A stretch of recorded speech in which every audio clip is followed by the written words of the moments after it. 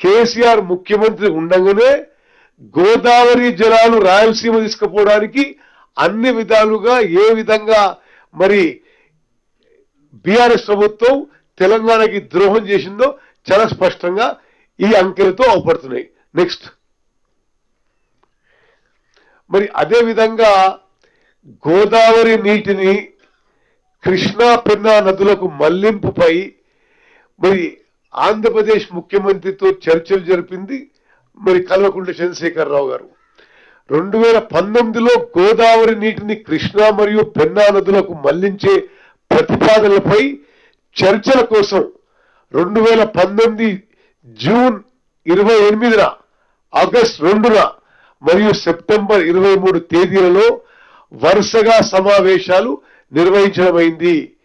ఈ సమావేశాల్లో తెలంగాణ మరియు ఆంధ్రప్రదేశ్ రాష్ట్రాల ముఖ్యమంత్రులు హాజరయ్యారు. ఈ సమావేశాల్లో చర్చించిన ప్రధాన అంశాలు మరి ఈ విధంగా ఉన్నాయి. గోదావరి జలాల సమర్థ వినియోగంపై అప్పటి తెలంగాణ ముఖ్యమంత్రి ప్రెజెంటేషన్ ఇచ్చాడు. జలాలు అందుబాటులో ఉన్న ప్రాంతాలు చూపించేందుకు గూగుల్ మ్యాప్ లో ఉపయోగించాడు.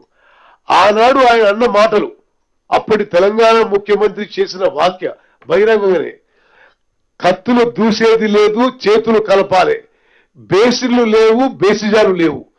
అంటే ఏంటిది? గోదావరి జలాలు రాయలసీమ తీసుకుపోవడానికి అన్ని విధాలుగా మార్గం సుగమం చేసింది కేసీఆర్ ముఖ్యమంత్రి ఉన్నప్పుడే. ఇది మనం వచ్చిన తర్వాత వ్యతిరేకిస్తున్నాం. ఇది చాలా స్పష్టంగా మీకు మనవి చేస్తూ, మరి నెక్స్ట్, ఇరు రాష్ట్రాల ఈ జల సంబంధిత అంశాలపై కలిసి పనిచేయడానికి మరియు ఈ ప్రతిపాదనలు పరిశీలించే అధికారులు మరియు నిపుణుల హై లెవెల్ కమిటీ ఏర్పాటు చేయడానికి అంగీకారం తెలిపారు. న్యాయ పోరాటాలు మరియు కోర్టు కేసులను నివారించే దిశగా దృష్టి సారిస్తూ ఈ కమిటీకి రాయలసీమ మరియు దక్షిణ తెలంగాణలోని సాగునీటి సమస్యలను పరిష్కరించడం లక్ష్యంగా ఉంచాలని నిర్ణయించారు. వాళ్ళ హయాంలోనే నదులను అనుసాదించే నమూనా ప్రాజెక్టుగా పట్టిసీమ ప్రాజెక్టు పరిగణలోకి తీసుకున్నారు. నెక్స్ట్,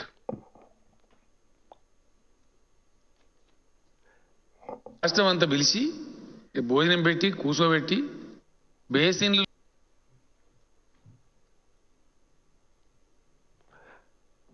సరే ఇప్పుడు కొన్ని వీడియోలు చూపెడతాం మీకు. రాష్ట్రం అంతా పిలిచి ఆనాడు కేసీఆర్ ఏం మాట్లాడారు? భోజనం పెట్టి కూర్చోబెట్టి బేసిన్లు లేవు, బేసజాలు లేవు, బ్రహ్మాండంగా నీళ్ళు వాడుకోండి, మేము వాడుకుంటాం, మీరు వాడుకోండి, ఇరు రాష్ట్రాలకు సరిపోను ఇంకో 1000 టీఎంసీలు ఎక్కువ ఉన్నాయి, పిచ్చి కొట్లాటలు బంద్ చేయండి అని చెప్పినండి.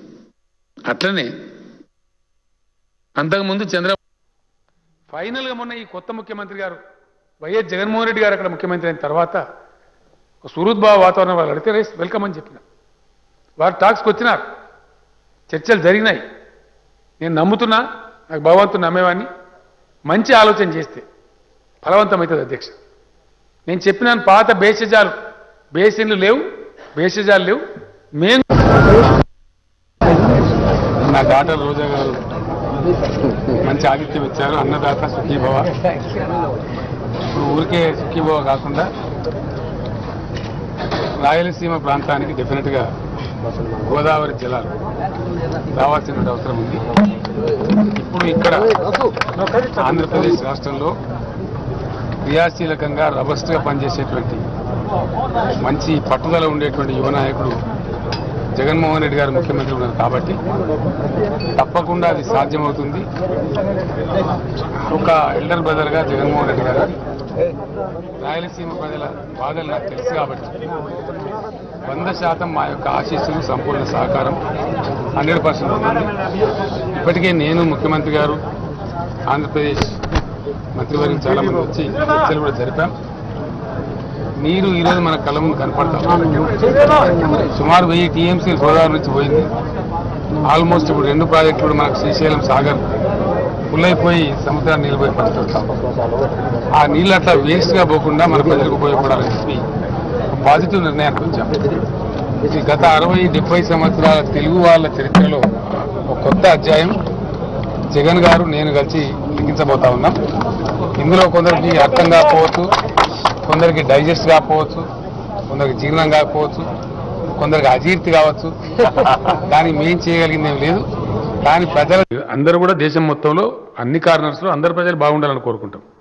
ఎస్, రాయలసీమకు పోయి రాయలసీమకు నీళ్లు రావాలని నేను చెప్పిన మాట వాస్తవం. ఈరోజు కూడా చెప్తా ఉన్నా. ఎవరు వద్దంటున్నారు రాయలసీమకు నీళ్లు? నేను చెప్పింది ఏంది, అక్కడ కృష్ణా నదిలో నీళ్లు లేవు, గోదావరిలో ఉన్నాయి. మేము తెచ్చుకున్నాం, గోదావరి నుంచి తెచ్చుకుంటున్నాము. మీరు కూడా అక్కడి నుంచి తెచ్చుకోండి, మీకు మేము సహకరిస్తామని చెప్పినాం. బేసిన్లు బేసిజాలు అడ్డం పెట్టాము, మీకు సహకరిస్తాము. రాయలసీమ కరువు ప్రాంతము, వాళ్ళకి నీళ్లు రావాలి తప్పకుండా, అది న్యాయం. మీరు తెచ్చుకోండి, మేము అవుట్లెట్ సపోర్ట్ చేస్తామని చెప్పినాం. ఎందుకంటే అంటే